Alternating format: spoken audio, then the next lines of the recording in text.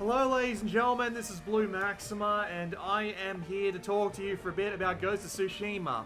This was originally meant to be the third prototype, but unfortunately due to a bunch of things happening, like a bunch of the original recording methods I was going to use not working, the takes that I did have being absolutely terrible, and a couple of other things, I just ended up having to throw something together out of all the footage I had. And honestly, I'm kind of disappointed because it seems that I'm just not capable of doing the long-form commentary while playing the game at the same time anymore. I fuck it up in every conceivable way every single time, and I don't know what I'm doing wrong, but yeah, so I've just decided to put together a bunch of clips from my game time with Ghost of Tsushima, including that kind of funny bit where I didn't realize I was actually in control and stopped moving for a second there. But yeah, I've been playing about 14 hours of Ghost of Tsushima, and I'd like to talk about it, and I'd like to start with the fact that the game is absolutely gorgeous. Honestly, it is legitimately the best looking game I think I've ever played. There might be a couple that go up against it, but they're not coming to mind at this time right now. It is legitimately just absolutely gorgeous. All the little details in the environment, the individual blades of grass, the way little dirt particles of dirt and dust and little flower petals get kicked up as you're walking by and the wind goes on. And just the beautiful weather effects you got going on, like the sun there. Like how the sun is just casting a shadow on the ground like that and sparkling off the water like that. And the skyboxes, oh my god, the skyboxes. You'll see a fair few skyboxes as we move through this footage, and they're all amazing looking. I am a sucker for good skyboxes, but Jesus wept, this game knows how to do a good skybox.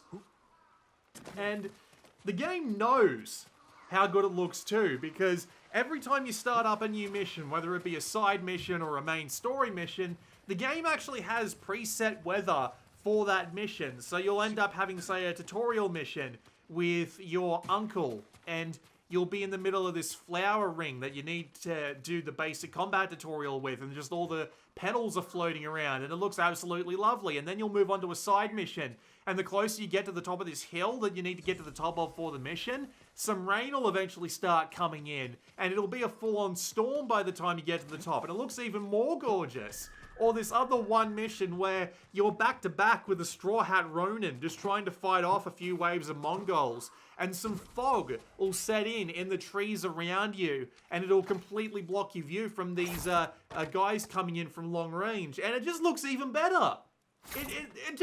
It manages to impress me every single minute that I play it, and it just kind of drives me insane, because it is legitimately just that good looking that even the dozen plus hours that I put into it, I still think to myself, holy crap, this game looks gorgeous.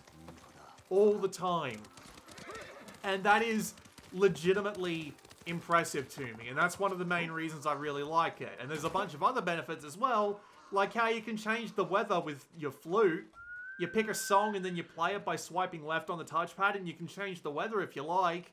And then of course there's a photo mode, which you saw a little bit of in the earlier part of this footage. And it is legitimately the most beautiful game I've ever played. Or at the very least, it's a tip-top contender for the best looking game I've ever played, because it is just so unbelievably gorgeous.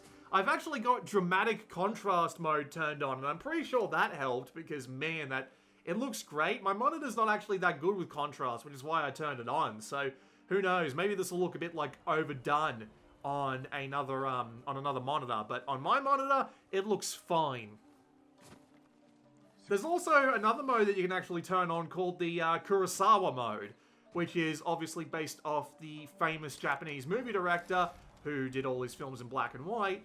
And what that does is it adds a black and white filter with a bit of film grain over the top, and frankly, it's disgusting. It is legitimately disgusting, because what made Kurosawa movies so good wasn't the fact that he was in black and white. That was just the technical limitations of what he had to work with at the time. It's not the reason why his films are so good. It's just weird. It feels lazy. It feels uninspired. And besides, as I said before, this is such a gorgeous game that turning off the color feels like a disservice to how much work the developers have put into it. So, Let's talk about the game flow. Now, when I say game flow, I mean what you end up doing from minute to minute and how it factors into everything you're working towards hour to hour.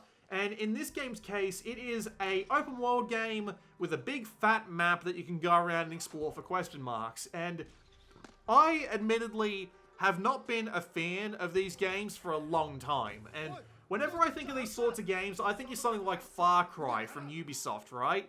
Where if you do 7 radio towers, 32 miscellaneous collectibles, and 4 flashlights, you'll get 1 gun, which is worse than all of the guns you've had up to this point, so it doesn't feel like you're really making any progress. And all of these collectibles are also all over the place with no real rhyme or reason to them, and you just feel overwhelmed looking at the map and seeing all this shit laid out on the screen. Ghost of Tsushima changes a lot about this formula, not to mention streamlining a fair bit of it. And I'd like to outline the ways in why it does this, because there are very few games with this kind of formula that have managed to keep me just on a string of going from one area and then going to the next area and the next one and the next one without really stopping to think about it too much. That doesn't happen very often for me, and I want to go over why Ghost of Tsushima does a really good job at this. So 1, you've got every map location that is like every one of those individual question marks being useful to you in some way or another. So whether it gives you some resources for your upgrades, whether it gives you some more experience or some more...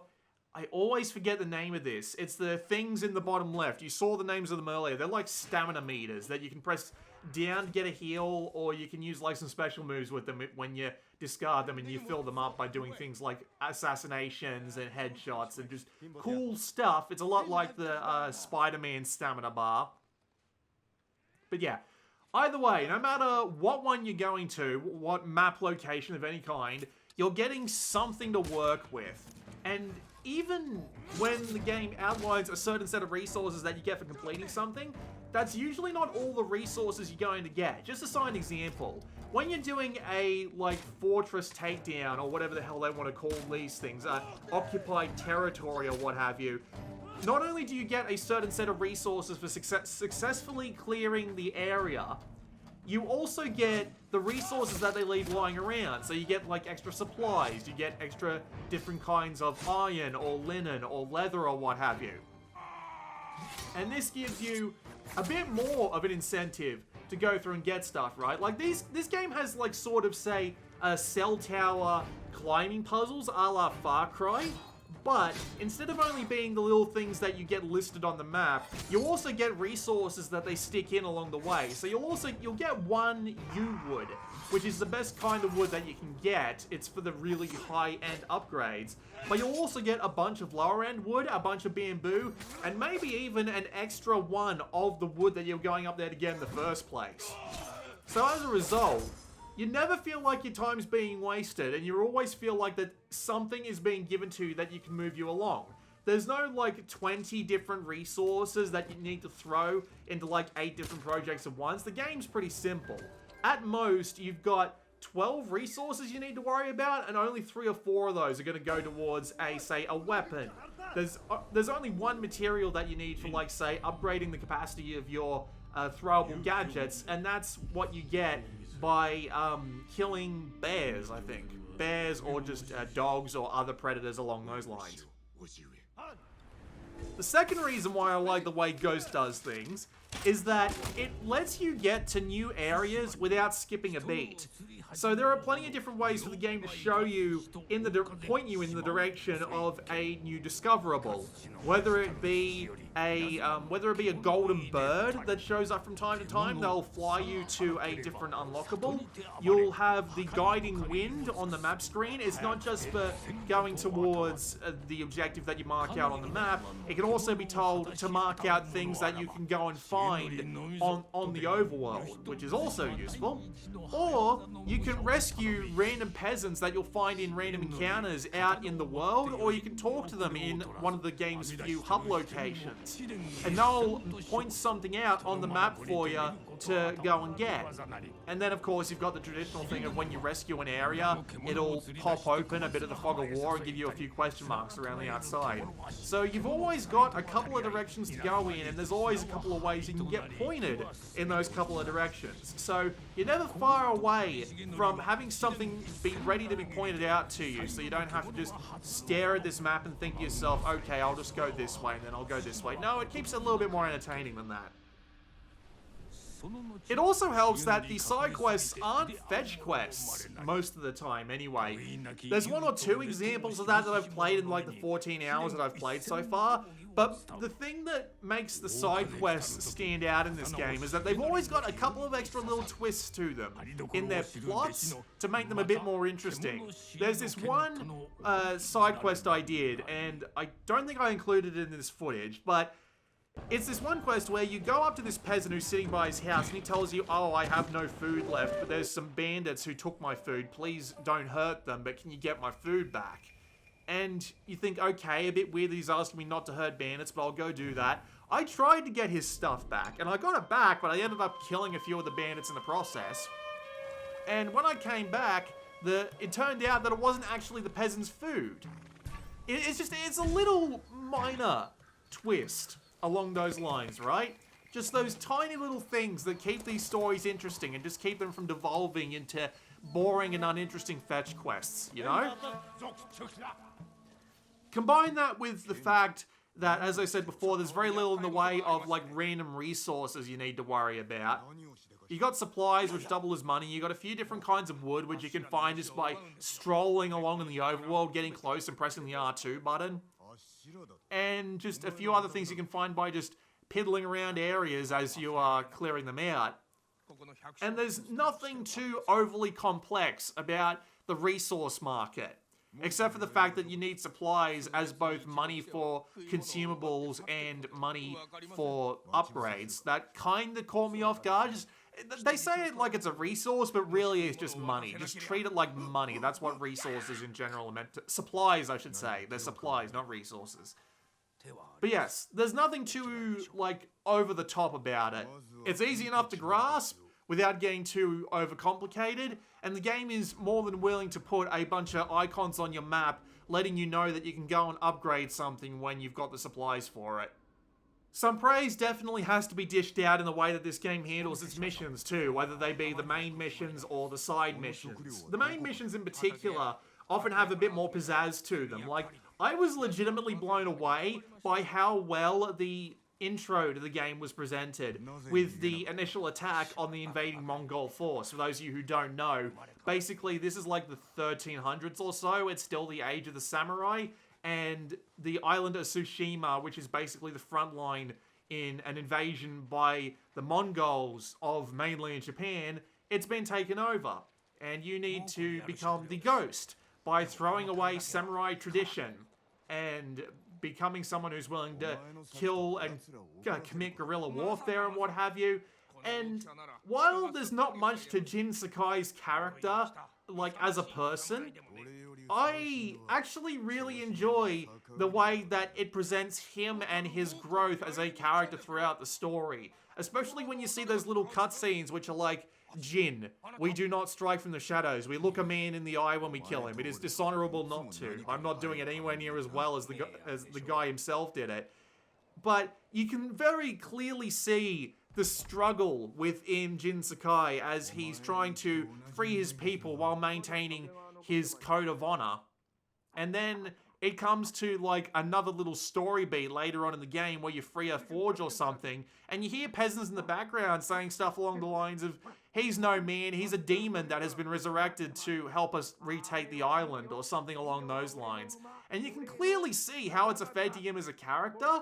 So while he's not too much in the way of a, character, the main conflict they've got going on is very interesting. Not to mention it provides a little bit of in-depth looks at this culture that doesn't get seen very much in games. Even in Japanese games, like the ones that get localized, don't really dig this heavily into this kind of culture from the time period. And it remains quite interesting. It's also really helped out by the way some of the cutscenes are done. The main cutscenes are done fine. They've got some good, they've got some good camera work, some good just general presentation to them. Then you've got like the side quests and the talks with random peasants, which aren't done as well. It seems like a set of like just pre-made cameras just switching back and forth depending on which camera angles will actually work in that scene. And it's kind of weird like that, but I don't got a massive problem with them. But then they top them all off with these always incredibly beautiful still shots over an object with the title of the side quest or the main quest just sat over the top of them, and you could realistically use them as wallpapers because they're just that well presented and that pleasant to look at. Again, it is just an absolutely beautiful looking game, and they push that to its absolute limit. And then you've got a bunch of other like main story quests that you can do to create these relationships with these other people, like the one who's the archery teacher, or the lady who helped you escape from the initial fight, through the lady who lost her clan of warrior women, to a few others along those lines. And while I haven't had the opportunity to play very many of those quests, mainly because I've just been exploring the open world half the time, they're still engaging characters, and it's definitely helped by the voice acting, because this game does have an English dub, but I turned it on Japanese as soon as the game started, and I don't regret it, because the game is absolutely amazing with its Japanese dub, and I don't know why anyone would go with any other dub in this game whatsoever, because it honestly just seems entirely against the point to play such a Japanese game in anything other than Japanese. Except, of course, with the text and all that, because you still need to be able to read it, of course. But still, it is a very well done presentation of the story.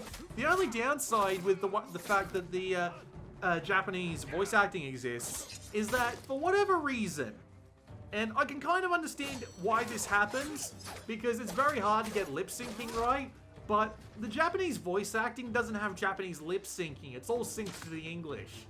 With that said, it took me a really long time to notice this, but that was mainly because I was looking at the subtitles the entire time, and someone looking at the game itself is probably going to be like, okay, yeah, the game's lip syncing is not right. And to be fair, as I said, it makes sense, and there were absolutely, like, other movies that dub the English voices over the top, and it doesn't match whatsoever, and that's a bit weird too. I'm just saying, it would have been nice to see the effort there, but, you know, that's a minor nitpick. I've got nothing particularly against that. So I guess it's about time we talked about the combat, eh? So, it's a lot like other third-person... It's basically the Sony game, which they've been putting out an absolute ton of recently. There's wandering around in third person, you've got archery, you've got stealth, and you have sword combat. There's a few other things as well, but that's the long and short of it, basically. Basic combat is pretty simple.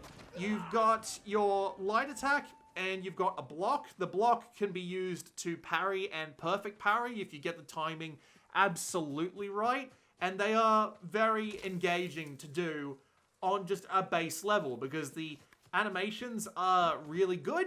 There's a fair few different kinds of enemies which require you to swap your tactics up on the fly. And there are, of course, some attacks that you can't block and you can only dodge them, which means that you won't be able to win just entirely based off parrying.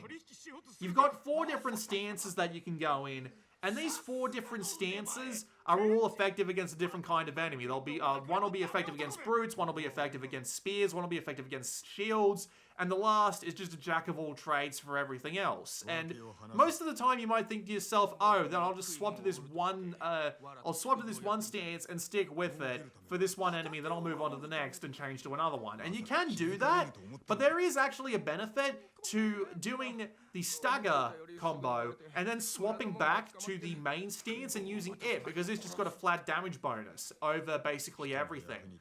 So the way it works is you've got your square button, which will just do your regular combos, but you can hold triangle to do a special attack depending on each stance, and then you can just hammer away at the triangle button for a longer combo based off that stance. And enemies have both health and stagger, and if you manage to stagger them by hitting them with another attack while they're blocking in the right stance, they'll just falter and you can get a few free hits on them. And again, do your special combo with the triangle button, then swap to the regular stance and then use that for a bunch of bonus damage, and it can start feeling somewhat like, say, Neo, which had a bit of a benefit of swapping between stances every now and again, depending on the combo and enemy you were facing. But yes, it is satisfying to play through when you're fighting against like 3 enemies at once. You parry 2 away, and then for the third one you dodge behind him and land a few sword strikes on his back, and then another one comes in, you do a perfect parry, slice him in half, and it's immensely satisfying to do, thankfully. It's kind of held down by one downside, though, and that's the fact that you use the control stick to determine what direction your attacks are going to go in. So if you've got an enemy off to your left, another one off to your right, and another one in front of you, hold up in front of you to do attacks in one direction, then you can change direction by pointing at the other two. It does work when you're in an open area with plenty of visibility to the dudes around you, because it's very easy to tell who you're going to hit when you point in a certain direction, and thankfully, they tend not to come at you for attacks more than one at a time. Although I imagine there might be a harder difficulty that'll just be like, bleh. But, come on brain, work with me here. But, when you're in a small hut, or an indoor area, or you've got the camera blocked up against something because it can't move any further back without being submerged in a wall, it can get a bit more difficult to deal with because it can be kind of hard to see who's coming at you and from what direction. So it can be a little bit of a pain in the neck to deal with that.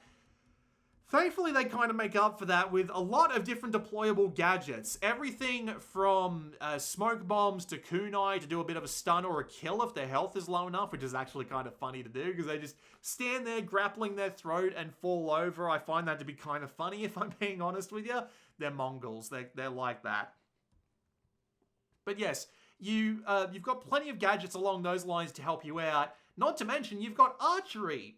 And archery is extremely satisfying. It's probably my favorite kind of combat in the game. Bows are slow to draw, they've got some decent arrow drop, but once you get used to it, you'll be headshotting dudes like a mofo, and they'll just fall over. It's so satisfying to have a guy look at you directly from on top of an archer tower, and he's like, shit, I see something. So you pull your bow back, fire it off, it hits him dead in the head, and he ragdolls immediately off the side of the tower. It's immensely satisfying to pull that off, and archery comes in a lot of different uses, whether it be to distract a bunch of dudes by firing a shot off in the distance, to just picking off like archers before you go in for the kill. Always satisfying to do that. And then of course you've also got stealth. And stealth is basically just use those gadgets that you've got. There's also like a wind chime, which you can use to distract dudes if you don't want to waste an archery arrow. And all of your gadgets and your arrows are actually quite limited in their capacity, so you're not going to want to be spamming them. Especially things like the black powder bomb. Like, it can take out a low-level dude without even thinking about it, but if you throw it right, you can kill 3 low-level dudes and send a leader off the edge to his death. And that's always a lot of fun to do. That's always a lot of fun to do. But yes, you've got stealth, which allows you to assassinate people, but you can't assassinate everybody because you can only do critical strikes on people with a certain high amount of health, which is a nice touch. And notably, the stealth in this game is actually a lot better balanced than most things. You do have an enhanced sensors ability, which you can use to just generally look at, you can see everything around you, whether it be enemies or objects that you can use to help you out against the enemies. But the range on it isn't that great, and the range at which people can see you is also quite high, and they do see you quite quickly in comparison to a lot of other games of this type. So you do need to be pretty careful when you're using the stealth. And as a result, the game is just this really decent balance of archery, swordplay, gadgets, and stealth.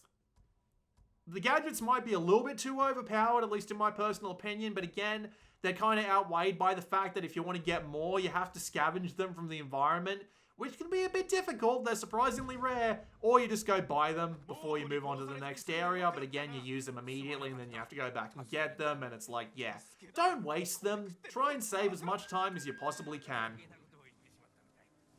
There are also other types of gameplay that you can do, like riding around on your horse, which you can do attacks from the back of, but he tends to be a little bit weak and you'll just fall off at the first sign of trouble. There are other little things you can go explore in the environment, which are very quick to deal with, thankfully, like the shrine climbing puzzles, having to follow a fox to get more charm slots, having to, one of my personal favorites is actually the hot springs, where you sit in there and you have the opportunity to reflect on a particular topic going on at the time to get Jin's personal opinion on it, and it makes him feel a little bit more human, which I do appreciate, alongside, of course, the main quests and the side quests, and the legend quests, which are basically just not legend quests, they're called mythic quests, that's it. Mythic quests, which are basically just like these wonderful tales that are just improved massively by being given these lovely hand-drawn cutscenes that just look absolutely gorgeous. And it's really, really well done. And they give you, like, extra special moves. Like the one that I've got, unless you press triangle and circle at the same time, you use one of those little orbs you use for healing, but at the same time, it's an attack that can't be blocked. So it's great for doing that little bit of extra damage if you need it. As a result, there's just a lot to do, and the game definitely has a lot of variety to it, and it absolutely helps the longevity of the game. And you know what the best thing is? This is another thing that I should have said early on about the slipstreaming of the open world design. You don't actually need to find literally everything on the map to get the platinum trophy. You can if you want, but you don't have to, which I really appreciate. You do have to find a lot of stuff, but not all of it, which is very, very good in my personal opinion. Oh yeah, duels. Look at this duel. Just look at the display going on. The lightning strikes going on in the background. The shadows being cast by them. The fires going on off to the edges of the ring. It's just, again, it's just absolutely gorgeous. And thankfully these dual boss fights are kind of balanced out by the fact that you don't have access to your bow or your gadgets or your stealth, which is very, very nice to have considering the circumstances. There's a few other things I'd like to mention as well. When you're doing the takedowns of like the Mongol-controlled territories, there's a few things you can do.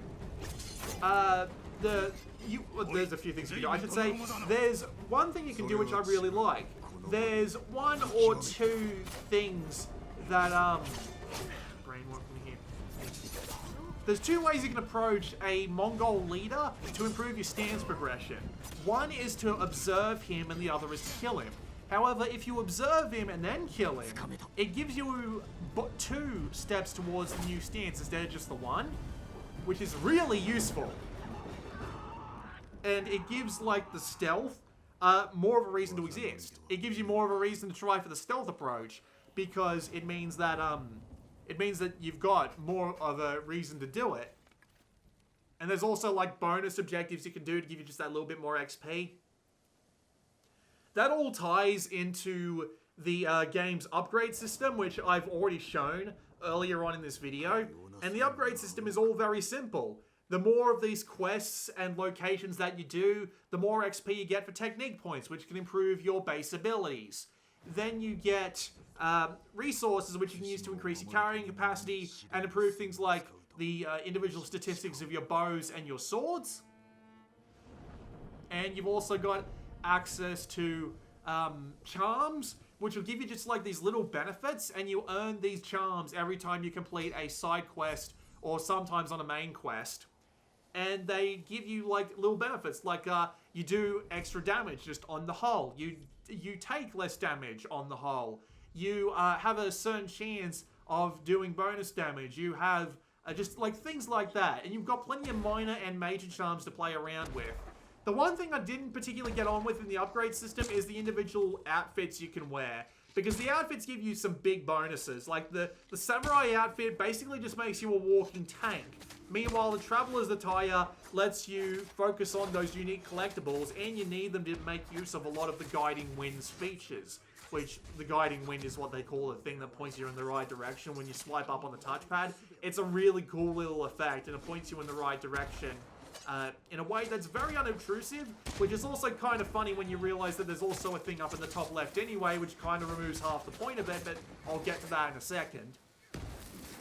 But yes, you have the ability to build your own style, but needing to swap your outfits in order to get the benefit that you're looking for all the time is kind of annoying. Even though there is a suit that's suited to archery, there's a suit that's suited to sword combat, and there's one that's more suited towards being just a damage dealer, just in general. But you still have to go in and swap them, like, say, the camouflage in Metal Gear Solid 3. I'm not that big of a fan of it myself, I'm just saying. It can be kind of frustrating to deal with. I wish there was a way to swap outfits faster without having to go into the pause menu. But it's still a minor complaint, and everything else still remains about the same as you're going, so, you know, I'm willing to let that one go as well. And there are a ton of options for accessibility's sake, but there's a couple of options that I'm not really a fan of, or in the case of, say, what's it called? Or in the case of, say, one option that I'm looking for, the fact that it's not there. Like, there's a bunch of options that let you, say, change every hold button to a press button. That's pretty good. There's a ton of rebinding options that you can do. There's a bunch of stuff related to the display, the audio levels. All of those options are there, and I showed them all off earlier on in the video. But the two in particular that I really want to see in a later patch. One is a way to pick up resources when you walk by them automatically without being prompted. Because there are so many resources that find you pressing R2 all the time in this, that I can't help but find myself being a bit confused about why they're there. And I can't help but think, hey, come on, can I just at least have this, like, one prompt and let me just immediately pick them up as I go by them? Because it just seems unnecessary to not let you do that. Especially when you come across, like, a hidden stack of stuff, and it's like you have to press R2 6 times in order to pick it all up. And it's like, yeah, this isn't as satisfying as I would have hoped because I have to press this damn button so many times. And the second one is the Xpert Hud. Now, I really like the Xpert Hud when it comes to the combat, and that's why I have it on almost all the time, because you've got, it'll take away the low health and the stagger warning, making the combat feel a bit more just down to earth, instead of just having to keep an eye on the stagger bar or what have you. Plus, it means that you can't just look at an enemy and be like, oh, he's ready to die, I'll just go and take him out first. No, you have to be more cognizant of all the enemies around you, and I like that sort of approach to the combat better. The downside is that the Xpert Hud also chooses to hide a bunch of things that don't really make that much sense. Like, it hides the text labels for what happens when you press R2 on, say, an obvious hiding spot. And that's fair enough, right? After a couple of hours, it makes you wonder why they bothered to even keep those prompts there in the first place. It's pretty damn obvious in the long run. As for other stuff that it chooses to hide, though, it just makes no sense. Like, the one in particular that really ticks me off is the, what's it called? The merchants in the town. The trapper, the armorer, the bow upgrader, the sword upgrader. It hides all of their, like, icons on the map, and you have to go and look for them or know where they're standing. And it's like, what the fuck? Why would you bother? Why would you bother to turn them off? That doesn't seem to be get good. It just seems to be, like, weird. It just seems weird. And there's a couple of other minor things that the Xpert Hud doesn't turn off as well. Like, it'd be nice if you could turn off the thing in the top left that points you in the right direction all the time. Oh, it tells you how far away you are in the top left. That tells you how long you've got to go the whole time. That seems unnecessary. Why not turn that off in the Xpert Hud? Why not turn off, like, the amount of ammo that I've got and give me a more visual way of seeing how much ammo I've got left? Just little things like that. It doesn't seem that much like an expert thing, and just seems more of a minimalistic HUD mode, but I should be able to configure it a bit more than I can. But yeah, overall, oh, and I'll say this just at the very end, but in case you haven't been, well, I guess I've been cutting up this video a bit weird. I love the little vignettes that you get of you and your horse sometimes. Like the one in particular where, that I've got in this video, where you're just, like, sleeping on your horse and it just stays there for as long as you want it to until you press the analog stick to get up. That's gorgeous. And you've also got a couple of bugs here and there. The one I came across, which really made me laugh though, was the game has what's called standoffs, which can also do to be a little bit more varied, where if you manage to successfully time a hit on an enemy, you'll get a bunch of your orbs down the bottom left back to get you back on a higher footing in the fight, but as a result, you basically lose all privileges when it comes to stealth. However, this one time I tried playing the standoff mechanic, the guy who was the one that was determined to be the guy I was doing the standoff against just kind of walked off screen. I wish I got video of this, but I hit the wrong button. I wish I got video of this so that I could just see him like walking off screen and me standing there looking like an idiot. But yeah, that happened. Outside of that, the game technically is great. It's got really small loading times, very little in the way of outright bugs, and it's just, again, it's absolutely gorgeous, and the frame rate is stable. I don't think it runs at 60 frames. That's the reason why I picked it up, and I thought to myself, you know what, I'll play this on PS5, but I just had nothing to do one night, so I was like, okay, I'll just play this for a little bit and see what it's like, and then 3 days and 14 hours later, I was like, what the fuck happened? And I haven't even started getting into Legends, which is the free expansion that contains multiplayer in co-op with a brand new progression system, a new class system, and just like some new stuff to go through. Entirely for free. Like, what the fuck? That is ridiculous. You already gave us this absolutely great game, and now you're giving us this expansion, which is just as good as the main game? It doesn't make any bloody sense. But anyway, let me tell you about Legends. You pick a class. Most of the classes have, or all of the classes I should say, have mostly the same basic stuff. 2 usable items, the orbs down the bottom left, which you can't use to heal, but you can use to pull off your special abilities, and an ultimate ability that you can use for a bunch of extra damage. Everyone else has access to stealth abilities like assassinations. They have access to the bows and arrows. They have access to the swords and the different stances, and those are all determined by a Destiny-style looting system where there's a power level to them, and they've also got like different percentage effects and maybe one special effect. They'll give you like extra health, extra orb down in the bottom left, make things light people on fire, etc, etc, etc. It's a well-done item system. It's basically got what I like about Destiny with all the annoying shit taken out. You don't have to worry about swapping your items out on the fly. You do it after a mission is over. You can re-roll them for resources you get throughout the game, and they give you a lot of those resources, so you don't have to worry too much about not having anything to re-roll with. And you get a, bloody hell, my brain is not working with me today. And you also get daily challenges to work with, which give you a bit of extra resources to work with. And the 2 main parts of the game that you've got, the story mode, which is 9 missions, which are sort of connected by story, but not particularly. And then you've got 4 different survival mode stages, which you can play on different difficulties for higher quality loot. And it's basically just the combat of Ghost of Tsushima, but narrowed down into into small bite-sized chunks. Like, the missions never take any longer than like half an hour, and the survival missions don't take longer than about 45 to 50 minutes. But it's all pretty damn enjoyable. It's got a bunch of different kinds of enemies, including a new enemy type. All of the areas appear to be like reskinned, but reskinned enough that they look brand new, although they don't use too much of what made Ghost of Tsushima look so good in the first place, which is a little bit disappointing. But the story missions add a new mechanic depending on what story mission that you're playing, which is great because it helps keep the variety up. And the survival missions are quite difficult with different bonuses that you can get your hands on, and different, and of course you've got 4-player co-op in that, which means you've got plenty of different people to rely on as well. And it maintains the same great balance of combat, stealth, and gadgets and archery that the main game had, just with a few minor changes on top.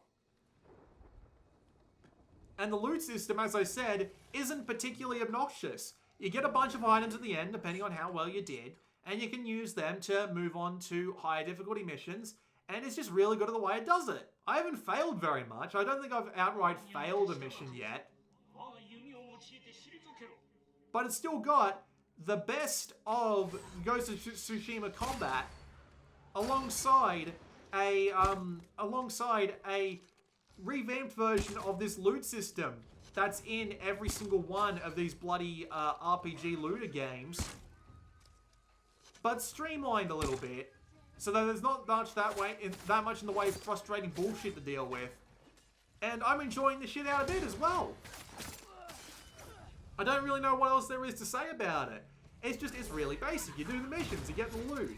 You re-roll some of the loot if you want it to be a little bit different, and then you go on another mission, get more loot. And you don't feel particularly gimped if you're running the base gear, because it's all, like, you know, relatively powerful outside of the usual, you know, your power level has got to be a certain amount in order to get in, and the higher it is, the more powerful you'll be. But outside of that, you don't feel particularly gimped if you're carrying along a certain kind of set of weapons and another player is carrying another kind of set of weapons. It just makes you a bit more useful in a different area. So yeah, just as a result, I find myself enjoying the shit out of Ghost of Tsushima. And I highly recommend it to, like, anybody, basically. It's even got, like, super easy modes if you really can't get a hold of, like, the gameplay. You just can't manage to make it work. It's really fun. It's got a ton of content. Its open world structure is nice and optimized so that it doesn't feel like bullshit like the old Ubisoft games. Its combat is satisfying from moment to moment. You've got plenty of toys to play with. All of the locations on the map are fun to explore, and you don't have to even do all of them in order to 100% the game. The story is presented in an interesting way. It's literally one of the most gorgeous games I've ever played in my life. And they've just gone and added, on top of this, like, content-filled story with tons of good characters and content, they've just gone and added this extra side bit with a bunch of extra content for multiplayer entirely for free. I mean, you can play the missions in solo if you want to, but it's quite difficult. Trust me, I tried. You'll probably be able to get through bronze by yourself, but silver or higher, no chance. You're better off just going playing with randoms, if I'm being honest with you. And randoms in this game aren't even that bad, because there's not much they can do to actively fuck with you outside of doing nothing. So yeah. Oh yeah, also I'll point out that the netcode isn't 100% up to snuff, it's like 90% up to snuff. If you're playing with a certain group of people and the ping between you isn't particularly good, you're gonna kinda run into problems when it gets to, doing things like perfect parries, because the timing is gonna be a little bit off.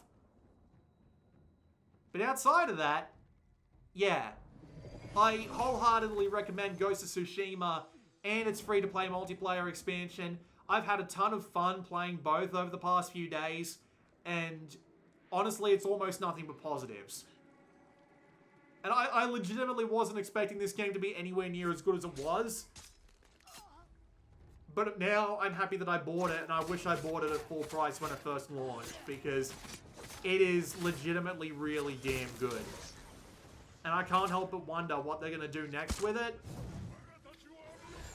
It's probably the best game on PS4. If we had to pick from the Sony exclusives, this would be right up there. Like, it's probably fighting with Spider-Man for the #1 spot. That's how good it is. I am legitimately impressed, and I hope that Sucker Punch goes on to make something really cool for a sequel.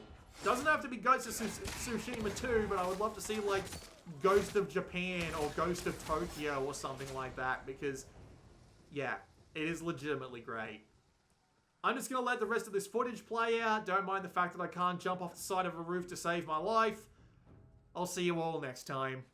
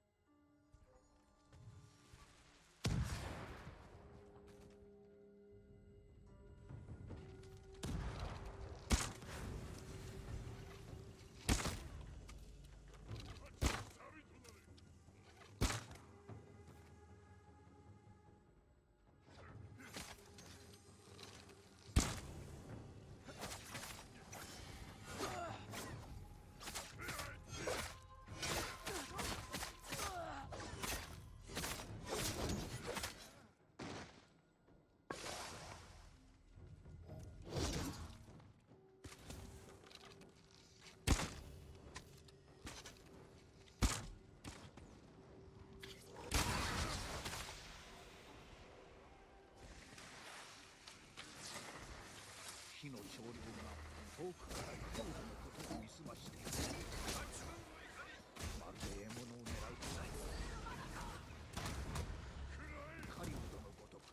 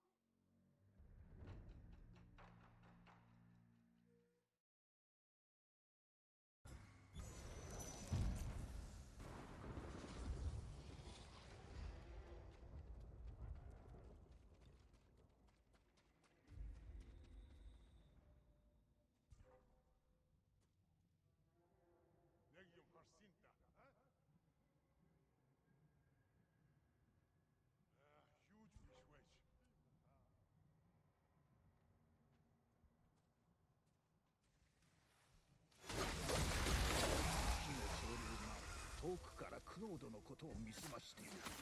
まるで獲物を狙う狩人のこと。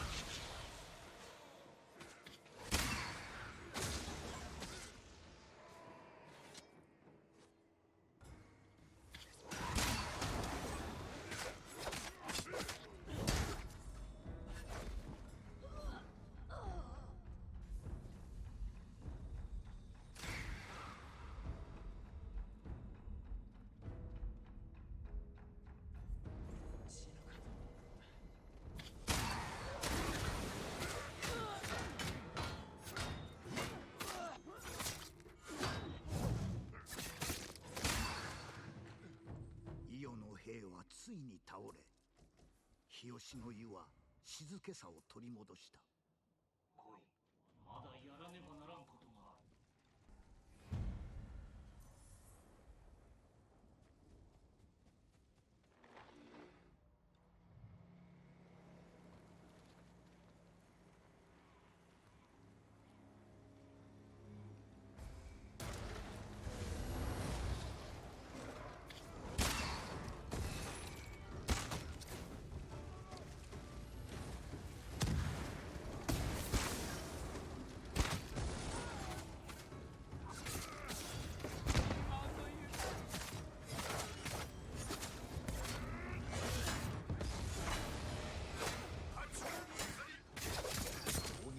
全て倒され、その宝はクロードの手に渡った。